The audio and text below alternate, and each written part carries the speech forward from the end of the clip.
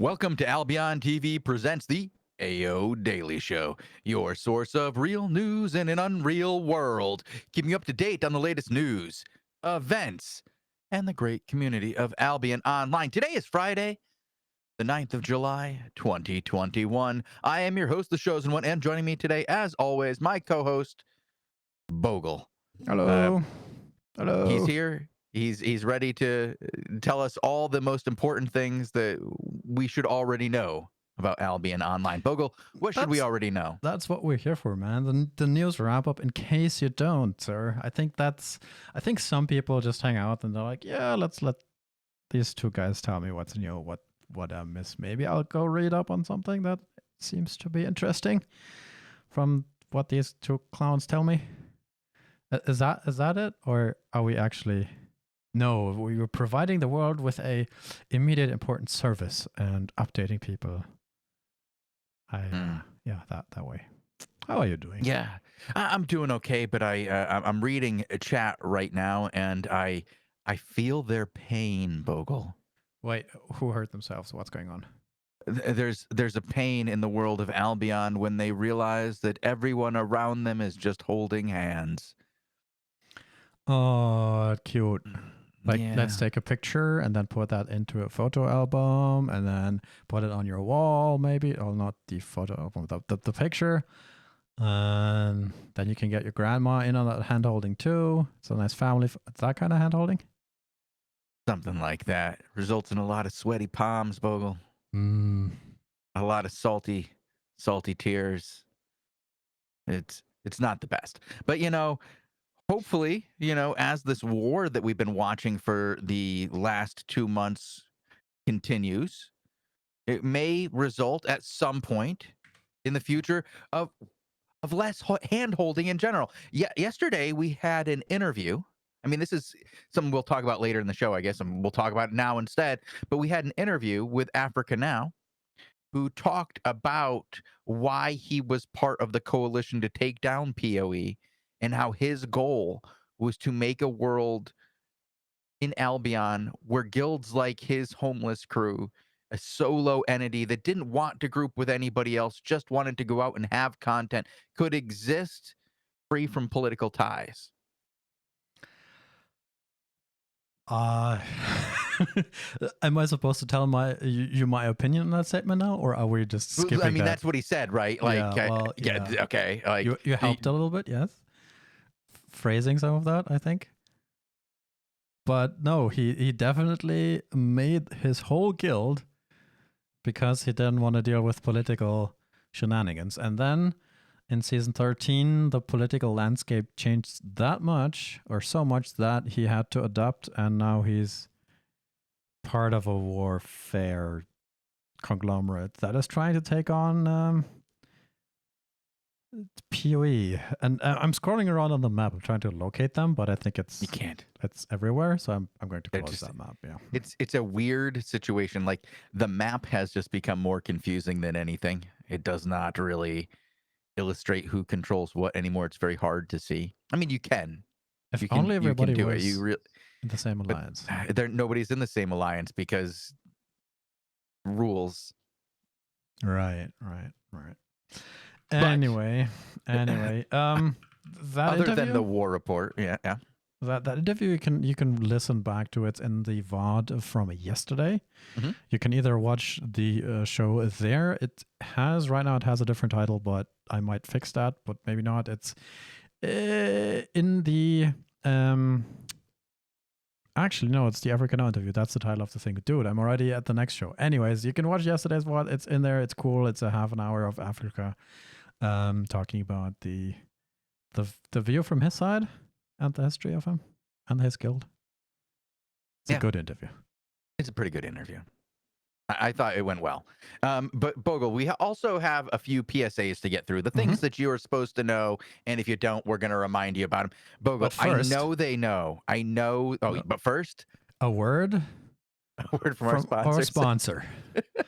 Sandbox Interactive has released a Paladin vanity skin, and everybody knew that. Yes, I know that's where you were going You with know about that. it, but it really is. It's a from our sponsors, the lovely Sandbox Interactive. They have released a Paladin skin. It is very cool. If you haven't already thought about buying it, think about buying it again. And Okay. Yeah. yeah, Haven't already thought. Yeah, that took a while. I was like, wait, I'm supposed to buy it again? I already did. Looks cool. think about it. Think about it. Just spend like 15, 20 seconds. I think that's better than your average Google ad. If you spend that too much time thinking about it, I'll appreciate it. All right. But we've on to the mobile launch, Bogle. The mobile launch That was recap so and long ago. the update. Well, this is the dev talk that we've talked about time and time again, and it's relevant for a number of reasons. If you have not watched it, please do go watch it. There's a lot of really good info, and you get the first glimpse of the newest weapon to grace the desktops of Albion Online. I guess desktops and phones of Albion Online. They have All a right. neat little write up as well.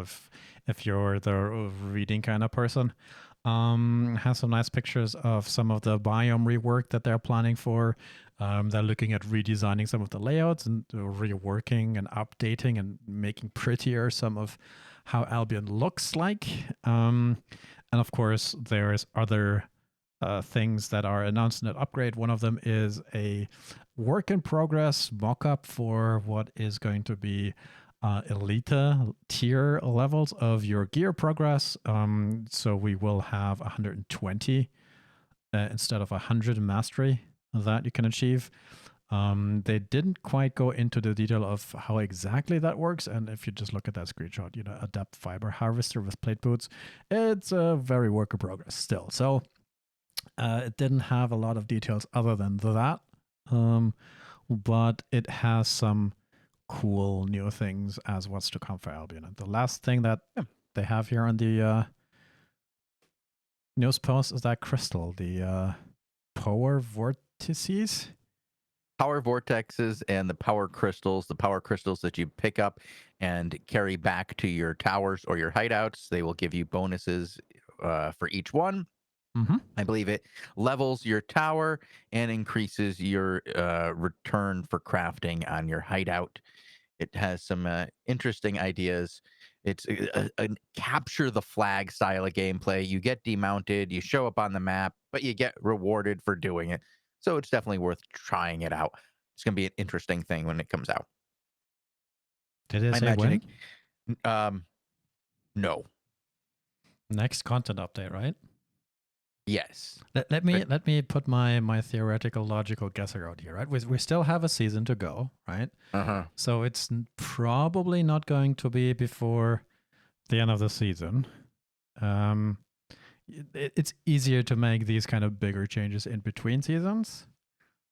Although we have seen big things happening in the middle of a season before. So I would put my money somewhere past season 13.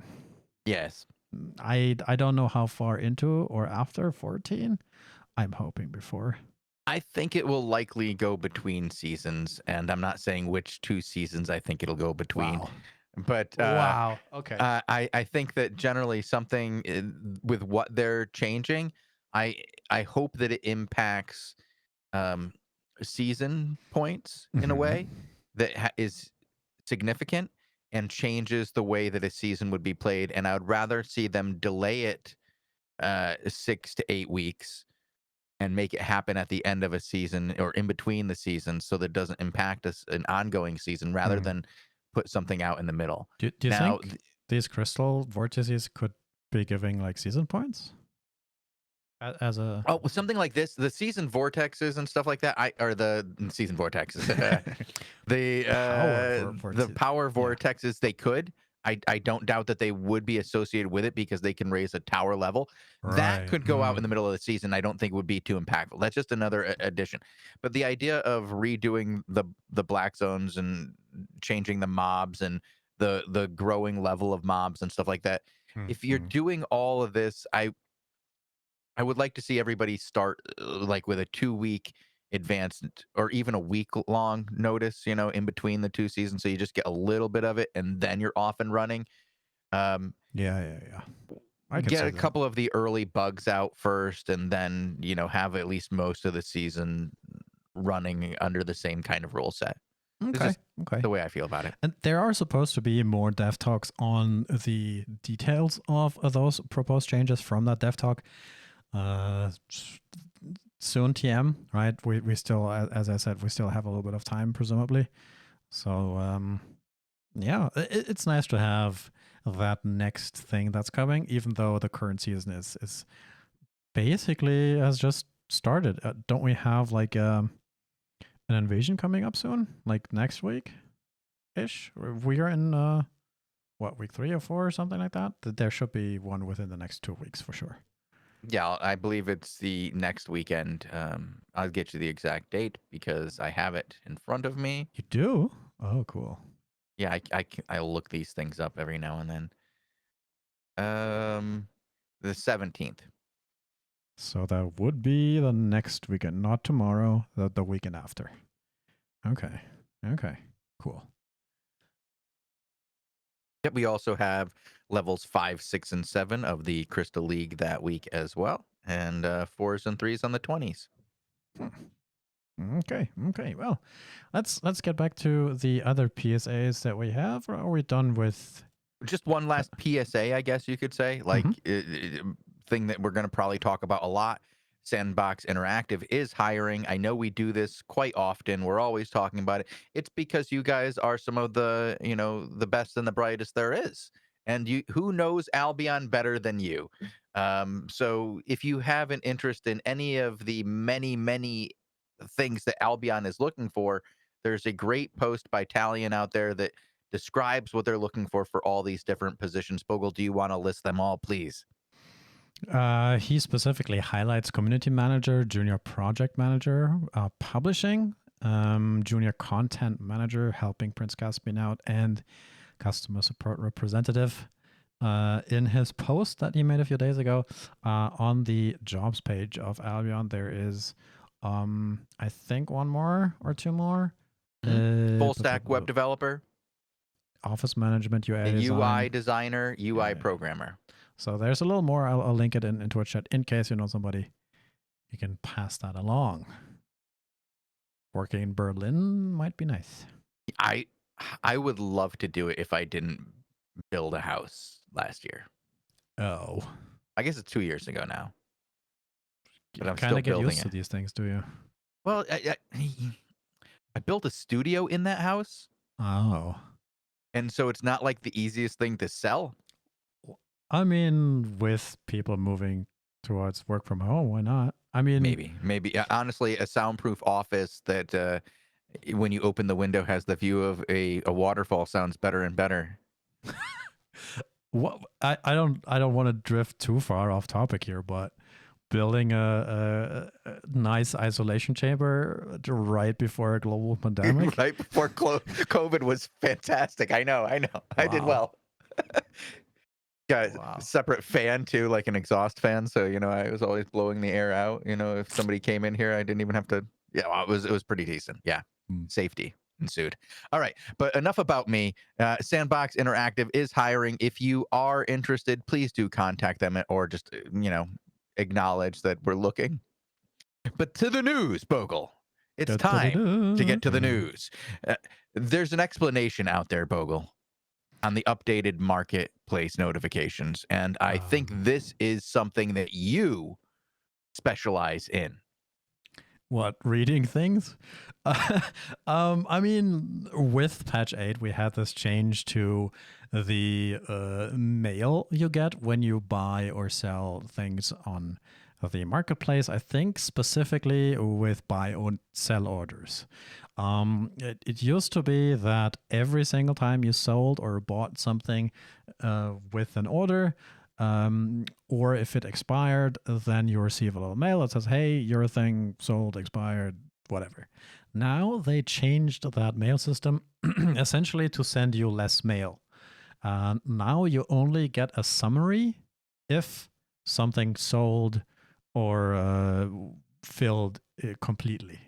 Now, that apparently is a little bit confusing to some people who are either used to the old mail where you get spammed with a bunch, or when you look at it, it seems a little incomplete or too late. And you're like, well, I sold 900 of this. Wow. And then you look, oh no, that I actually already got that silver over the last like 2 weeks. This order has been up and it slowly trickled into my wallet. And now it's saying I sold all of the 900, or where's the money?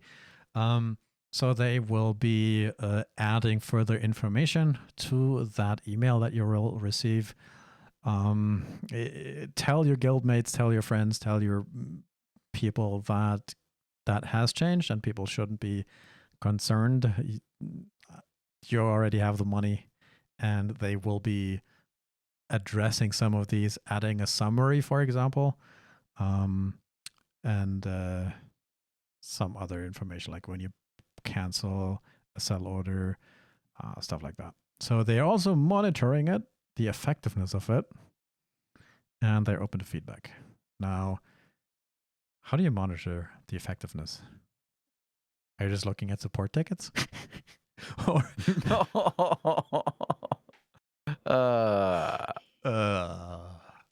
well, say you had a spike in support tickets. Yeah.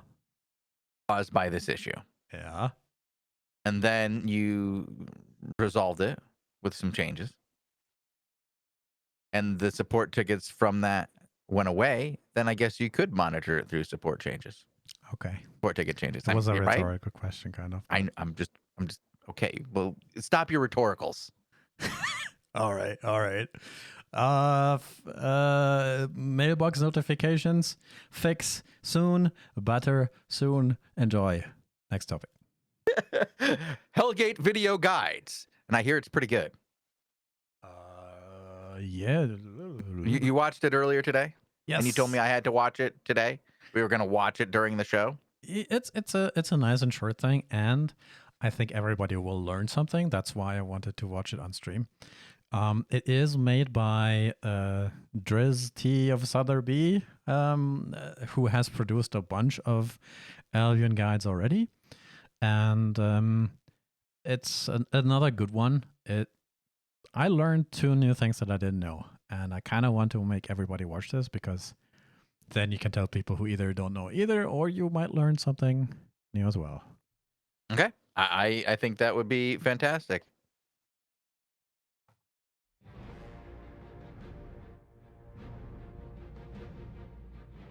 Hellgates are a team-based activity that let you engage in both PvE and PvP combat while competing for treasure and infamy. Entering a Hellgate takes you into a pocket of hell. Your team will explore one of 10 different maps populated by enemies similar to those in corrupted dungeons, but strong enough to challenge your team. Eventually, your team may invade or be invaded by an opposing team of players. Team sizes are always equal, so there's no zerging here. The PvP in Hellgates can be either lethal or non-lethal, depending on the tier of the Hellgate. In Tier 5 Hellgates, you can't be killed by enemy players, only knocked down. If your entire team is knocked down, you'll be ejected from the Hellgate and returned to the world of Albion. In Tier 6, 7, and 8 Hellgates, PvP results in death. You can loot your dead enemies or lose all your items if you die. The easiest way for you and your team to jump into a Hellgate is to purchase a Hellgate ritual from the market or create one at the Artifact Foundry.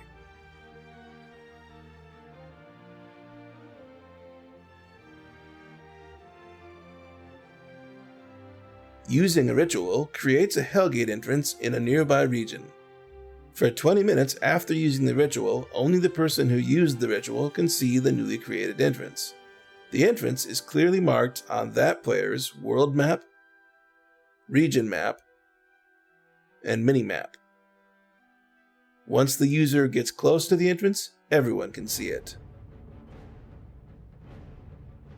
To enter a Hellgate, you must meet the minimum base average item power requirement of the ritual. This stat does not include adjustments from things like mastery or overcharging, so you won't have to deal with opposing teams wearing cheap, overcharged gear. When you enter a Hellgate, your total average item power is automatically reduced based on soft IP limits or caps. The intensity of these IP caps varies depending on the level of the Hellgate. Everyone in your party must click the entrance to channel a spell. While you're channeling, taking damage will not interrupt the spell. As soon as the correct number of players have clicked the entrance, you can all go to hell. You may also encounter Hellgate entrances randomly in the world, but they're not common and it's probably easier to purchase or create the ritual. Hellgates feature a scoring system called Infamy. Although the name sounds similar, Infamy is not related to the reputation system in any way at all. Destroying monsters and NPCs in a Hellgate earns you Infamy. The higher your Infamy, the more valuable your rewards will be if you complete a Hellgate successfully. Each level of Hellgates, 2v2, 5v5, and 10v10, has a separate Infamy score. The average Infamy of your team members for the current level is used to find an opposing team for you to invade or to invade your Hellgate. If your team wins the PvP battle, you'll earn a percentage of the Infamy belonging to each member of the opposing team. But if your team loses, you'll lose a portion of your own Infamy. The Hellgate matchmaking system is designed to find you an opposing team as fast as possible. You might even be launched directly into another team's Hellgate as soon as you complete your ritual. If not, the system continues to look for an appropriate match while your team clears the mobs in your own Hellgate. The longer you go without fighting an enemy team, the broader the search parameters get, and the more likely you are to be matched to an opposing team. When an invasion occurs, most of the mobs in the Hellgate are banished. Only the ones guarding chests and shrines remain. Before long, your team will clash with the opposing team. If you completely wipe out the opposing team, the Hellgate is completed. If the fight lasts a while, lava will eventually begin rising from the edges of the area, covering everything in its path and forcing your two groups into a smaller space. The lava continually deals damage to anyone standing in it, but after a few seconds of standing in the lava, you'll become immune to crowd control effects until you step out of it. If your team does not invade another team's Hellgate and is not invaded, you can complete the Hellgate by earning enough Infamy from killing monsters and NPCs. If an invasion does occur, the winning team completes the Hellgate. A marker will appear on the minimap showing the location of your reward chest. The chest will be more valuable if you defeated an opposing team than if there was no invasion. Near the reward chest, you'll find a portal you can use to exit to Albion, and another Hellgate entrance you can use to automatically move to a new Hellgate without creating or buying a separate ritual item. But you might want to head back to town and bank all the sweet loot you've gathered first. We hope you've enjoyed this video. Let us know in the comments below what kinds of videos you'd like to see next. Yeah. Go Not on. bad, Bogul. Not bad. I enjoyed it. I have to mute you want myself though robot. because I can hear myself. Oh no. Oh no. I just wanted to say I think it has been worth showing that for the full duration because I think it's a very good guide made by Mr. Driss T, and it has some funny things that are like the sound effects, and you can all go to hell. That was kind of funny.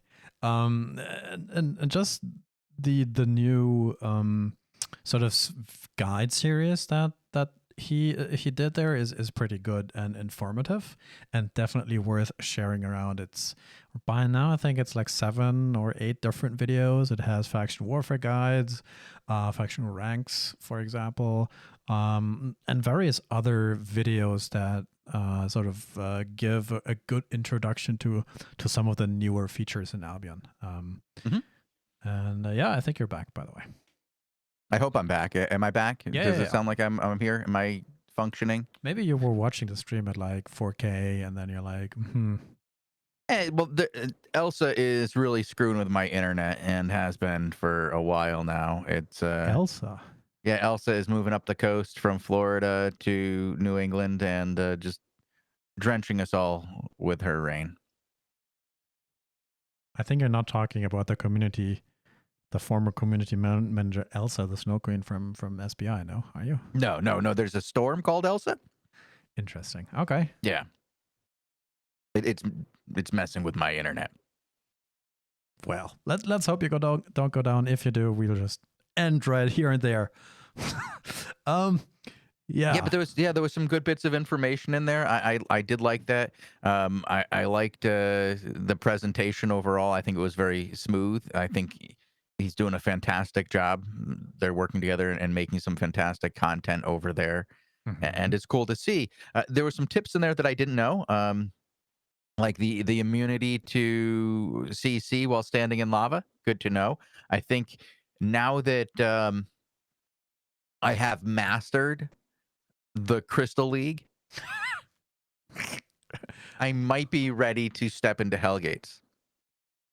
Oh my god. Yeah, you might be. I agree on all of these, and there's one other table that I wanted to show before we go on to the next topic. He actually included how item power works and how item cap works in Hellgates in a neat little table with examples. That is a bunch of numbers. It's sort of hard. That whole item power system and the capping system is a little hard. But if you're the person who likes to deeply understand how item power caps work, here's a nice table to sort of give you some additional info on that. You're gonna clip this and keep it earlier, right? And you went robot again. Yeah. Oh no. Yeah. Well, I guess I can move us on to the next one.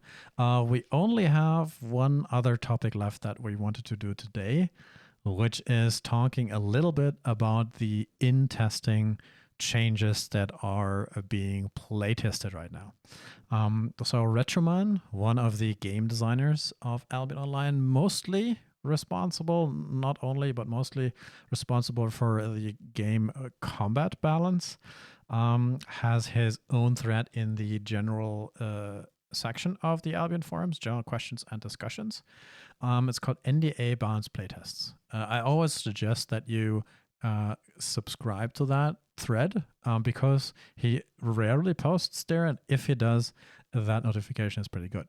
Anyways, he posted a whole lot of changes that are in testing. Let me find the right one. Here we are. Right now, it does have two sections that includes a previous change that are already live to access at Mazes. So we'll skip over that and then look at the stuff that is planned for next patch.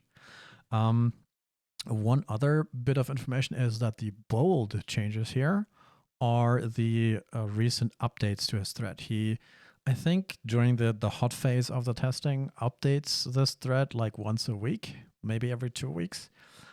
Based on the upcoming changes to be made with the next playtest and based on the current playtest feedback. And we already started talking about some of these changes in the previous show, but the one with the weirdest name in terms of skill actually got a rework. Shozen, try again if you're back. I am back. Hello, can you hear me? Yes. All right. So how about you pick one or two things that you want to talk about, and I pick one or two things too. Well, I think the most important thing to me to point out is the changes to energy drain. Those of you who follow 5v5 scene know that the royal armor has been getting some use for its skill energy drain, which would drain the energy of the enemies around you and give you energy in return. This was really good if you were such an axe player or spears. Some people, anything that really took up a lot of energy, and it was working quite well for a number of people. We saw, I think Bodeville was using it recently with axes and was having a lot of success. but there was a proposed change to it, which would have removed energy drain completely and replaced it with mighty discharge. You may have heard us make jokes about the name a little bit. It's unfortunate that it's going away. It was going to be an entertaining spell to call. But And he did his mighty discharge again. The other people are slipping around on the floor. Never mind. Go on. it rooted them in place, Bogle. They didn't slip. Yuck. Yeah. But unfortunately, it looks like there was a lot of negative feedback on that because the idea was really just removing the energy portion from it entirely. That completely changed the way it was being played. Back and robot. Oh, boy. What are we doing about the robot then? You were saying that it was sort of screwing with the energy management of the opposing team so much. So I think that it was oppressive almost, right? Is that? Give me one word. Is that where you were? No, it wasn't. It was too much. Overtuned. It was Overtuned, overtuned, okay. but yeah, but not like I don't. We think got was it. We just got destroying. it. Have you shut up? Maybe you look at just right click your name on TeamSpeak and look at the packet thing, the packet loss, and if it goes back to like acceptable levels, you just start talking. Maybe keep an eye on that. Did you find it? TeamSpeak right client information on the very bottom, and then you can. Yeah, see. I'm looking to see what's going on. No, you're good again. So you can keep an eye on that number. If it's high, then you just are quiet, and then if it's good, then you just talk. Yeah. So that armor is just going to have a generating effect for the caster and his allies, and it's not going to drain the enemy's energy anymore. I don't know how good that is in a front line and how important that is.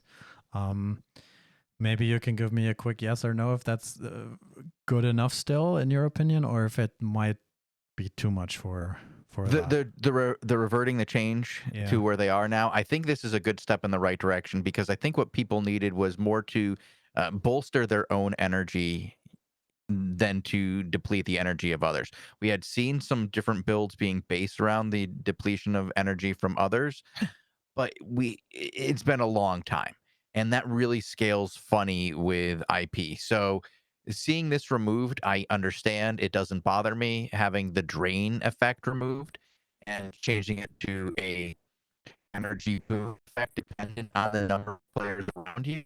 But it needs to 40% again, man. I think we need to cut this a little short, and I'll do the rest of it, and then we'll just talk to you a little bit once you're not a robot anymore, and then we'll figure out a thing for Saturday. How about that? Yeah. Yeah. Okay. Yeah. Sorry, guys, but apparently, having a storm on your house doesn't bode well for internet connection. Yeah. I definitely recommend reading through this thread if you're into patch notes and potential changes in that regard. There are some proposed changes for access, the running rage, the adrenaline boost. A lot of things are getting a little bit of a numbers retouch. The dagger initially had a proposed change to remove the dash, or change the dash rather, with its scaling. But it looks like that got reverted. That I think got a lot of attention, and the Forbidden Stab, however, is potentially much stronger now because the target won't receive any healing anymore. And I know that has been something that scared a lot of people. I'm seeing 13% chosen, so maybe get in one thing quick. I have nothing, Bogle. I'm just Okay. I don't even know where to go anymore. I just keep losing packets, man. Well, then maybe the fire staff real quick as well, because we might get a new fire staff on a new Q slot ability, Searing Flame on the Okay. fire staff. They already overhauled a first prototype, right? So this might still change more. But fire staffs currently are a bit underrepresented in many PvP types and content, and often outclassed by frost staffs in group PvP. And to make them more viable and attractive, they are adding a new Q ability, a skill shot Q that allows dealing constant damage from the backline. And if the caster hits 4 projectiles in a row, you'll get a big damage thing. Sounds like an interesting concept. Pretty quick or pretty long speed though. And I don't know what the damage. I'm It's hard 182. to judge damage like based on the numbers. You need to actually see what it does, because how does it scale? What does it do? If you have 3 charges, how do they stack?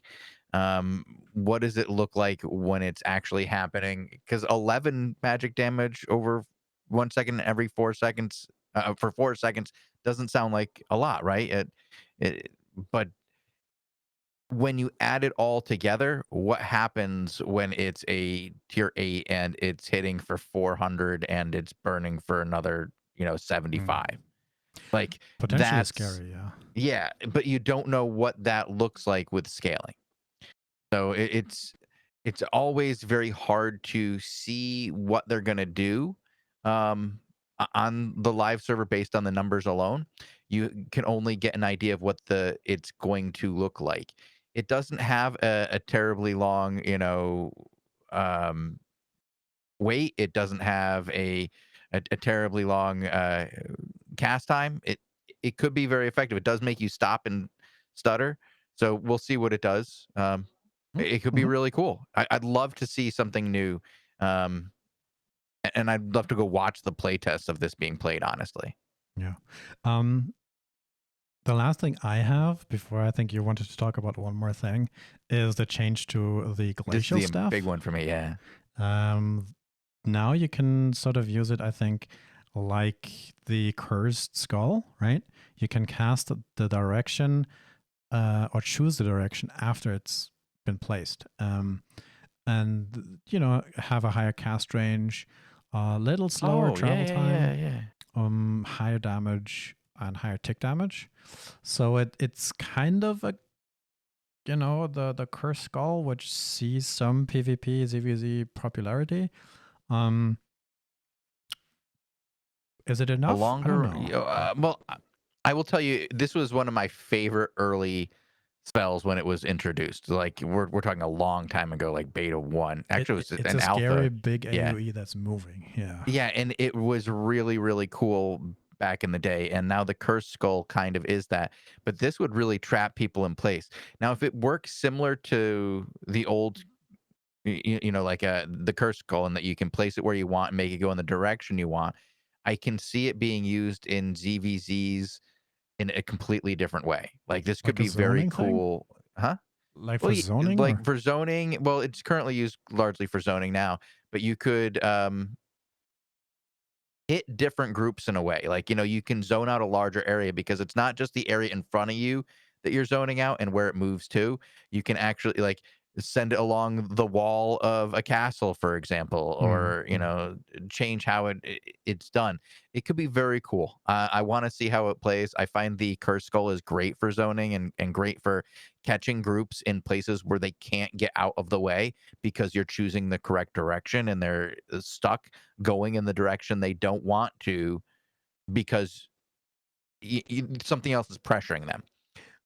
Like if you can do this to a group that's being pressured as they're running away and you can do it in the direction that they're running and it's not necessarily just away from you where it's trying to catch up to them from your position, but literally somewhere else and going in a direction where they're running to, it could be really fun.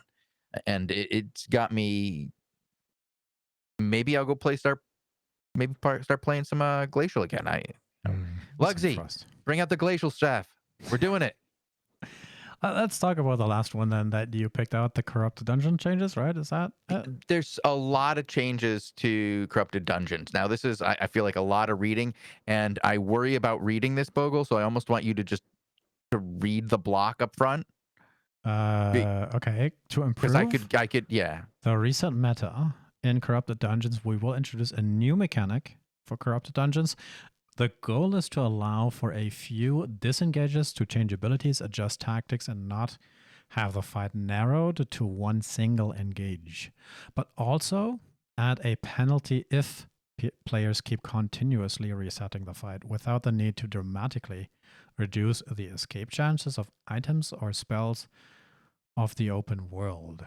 Now, during an invasion, a new mob type spawns in every corridor, which applies a stacking debuff to the first player passing it, punishing players for resetting the fight too often. And then we have all the conditions.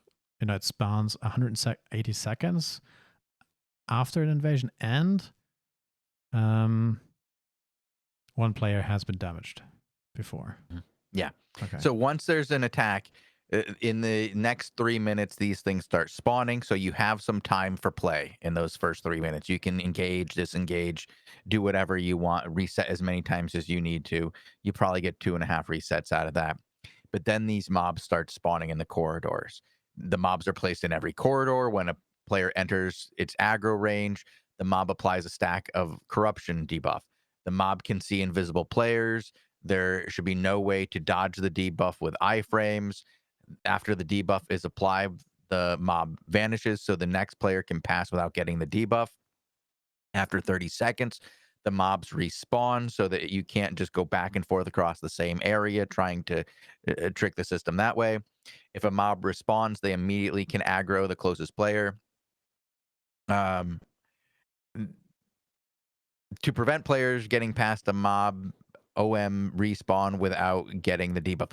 So it's going to do everything it can to debuff the person in front. If both players don't damage each other for 45 seconds, all of these will temporarily despawn.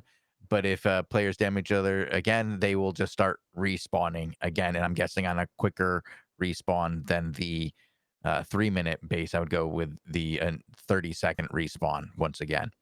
The corruption debuff reduces max health by 1 per stack. You run through enough corridors, you're starting to drop your health. On 6 or more stacks, it has an additional slow by 1% per stack. I like 25. Yeah. It's like you want to keep running away. All right. But I like that they sort of, it's a slow way of curbing mobility, right? It's a slow way of, all right, you've tried it, and apparently you guys are just dancing around the bush too long. Let's go slap.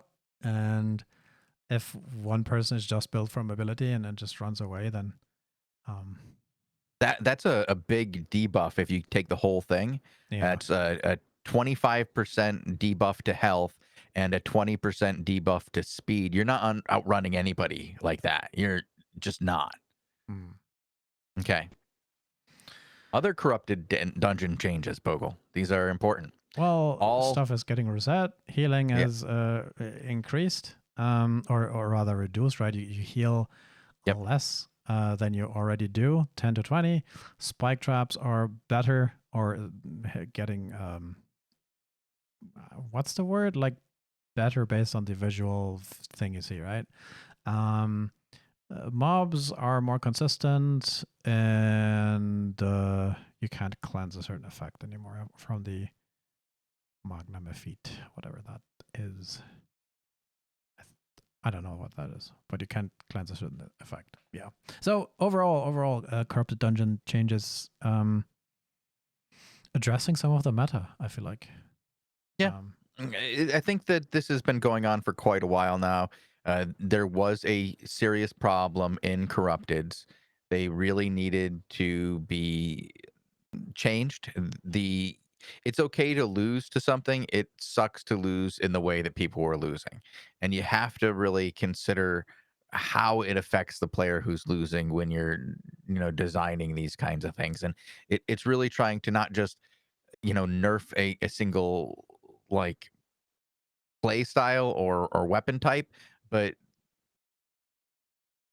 change the way that it could win. If you want to reset, you can, but now you have a timer on it, and you have to, you get 3 or 4 resets, and that's about it, unpenalized. After that, you better win, because this idea of getting 11 or 12 resets and then pulling your opponent into mobs and getting one lucky hit on them, that's not a fun meta for anybody to be a part of, and I'm glad to see it going the way of the dodo.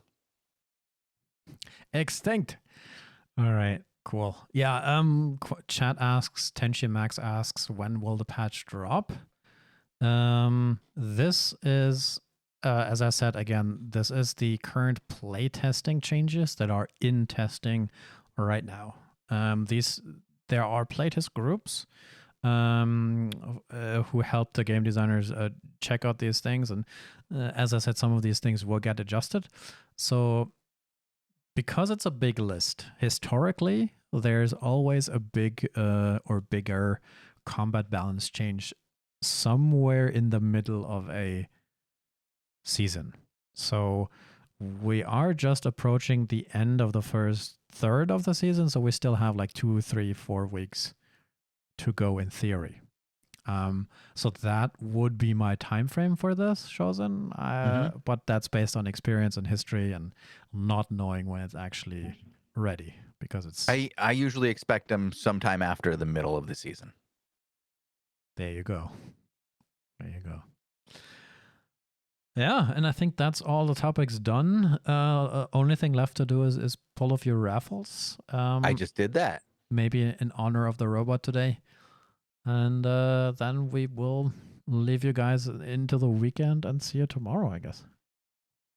Did we have any? Wasn't there like a highlight that we wanted to do? Somebody's guild was highlighted. But there's 1 or 2 things left. No. We wanted to highlight us and the 5 versus 5 Crystal League thing. That's something we wanted to bring up again. Because... Oh, I think I remember what you wanted to talk about. Yeah. But the 5 versus 5 Crystal League show that we did just yesterday was an interesting one, because we decided that, you know what, the people who show up here on AlbionTV might as well play 5 versus 5 Crystal League together. And look at you guys, all looking gamer like, the headsets, the mics, all professional. And we decided to get together, make a 5 versus 5 Crystal League team, and get coached by Tazik and Lupak, who are quite experienced, trying to work our way through a level 1 5 versus 5 Crystal League. And you can watch that back. It's definitely a good watch if you're new to Crystal League. It's sort of an introduction, and Tazik and Lupak do a fantastic job of dissecting all of our mistakes and giving very good advice. I guess we can say that we lost the first match, and yeah, we did, and that was lots to learn, and then we did better in the second one. Well, I think that is what you want to see, and yeah. I think that's what we really wanted to show, was that if you, because we preached this since the beginning, that if you're going to try to do something competitive like 5v5s, go into it with a non-toxic attitude, go in with a relaxed attitude, know what you want to accomplish, and then when you're done with your match, look at it, watch the VOD, break down what you did well and what you didn't do well.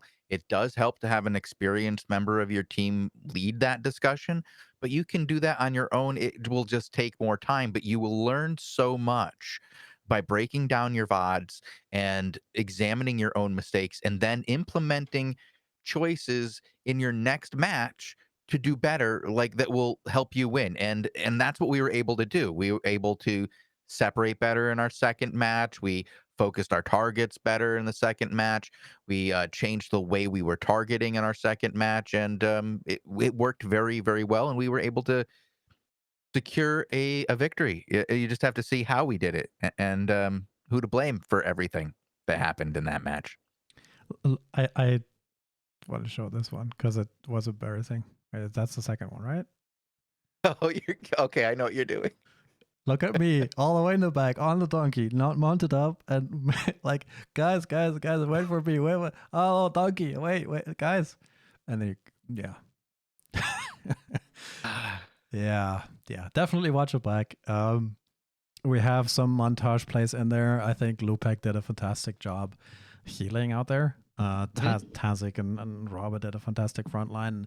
Of course, Tazik and Lupek, with all the experience, really added a lot of learning value to this. So there's a very good example how you could go about Crystal League 5 versus 5 level 1s, non-full loot PvP, or just matters and some good loot for level 1s. Yeah, and it just goes to show you that if we can do it, if Bogul and I can do this, anybody can do it. I was using a build from 2017. Still works today. Oh, you're supposed to say no, you didn't. You were using royal sandals. Well, Tazik and Lupek just told us what to use, and we're like, yes, thank you. Yes? Oh, this is good. Oh, wow. Now I understand why this is good. Oh, yeah. Mm-hmm. So yeah, there's builds at the beginning. You have to pause it, though, to see it, but I show them at the beginning. And then there's an hour of just entertainment plus.